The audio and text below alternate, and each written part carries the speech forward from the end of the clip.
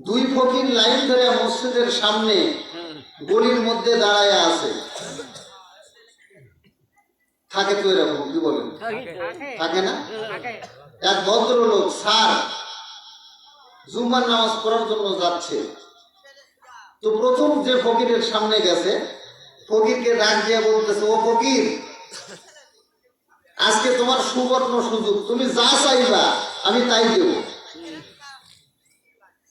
তবে তোমার পরে যে ফকির দাঁড়ায় আছে ওই ফকিরকে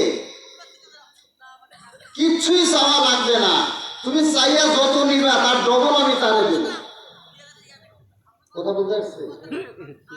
এখন এই ফকির মনে মনে চিন্তা করে, কি চাই আমি? চাইয়া তো আমার লাভ নাই, তার কারণ আমি যা চাইবো উনি আমাকে দিবেন, কিন্তু ওর না চাইতে আমার ডবল সে পাবে। কি চাওয়া যায়? অনেক চিন্তা ভাবনা করিয়া শেষ পর্যন্ত এই ফকির মাথা তুলে বলতেছে, স্যার আপনার পকেটে কি বল পেন আছে? বেটা তুই ফকির মানুষ, বল পেন দিয়ে কি করবি? কয় আছে নাকি? তাই বল। কয় আছে তো। কয় বার করেন। বার করছে। চোখের পাতা টানিয়ে ধরে বলতেছে, ওই কলমের মাথা দিয়ে গুঁতা দিয়া আমার একটা চোখ কানা করে দেন।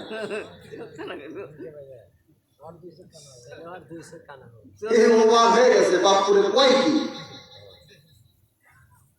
সুযোগ দিলাম, যা চাবে তাই পাবে, কিন্তু চোখ কানা করে চায়, এর কারণ কি? জিজ্ঞাসা করছে, এই বেটা কপাল পড়া, চোখ কানা করে চাস কে? তো বলতেছে, আপনি না কইছেন আমি যা চাইয়া নেব ও না চাইলেই তার ডবল পাবে। স্যার আমার একটা চোখ কানা করে দেন, তাহলে তো আর দুই চোখ কানা হবে।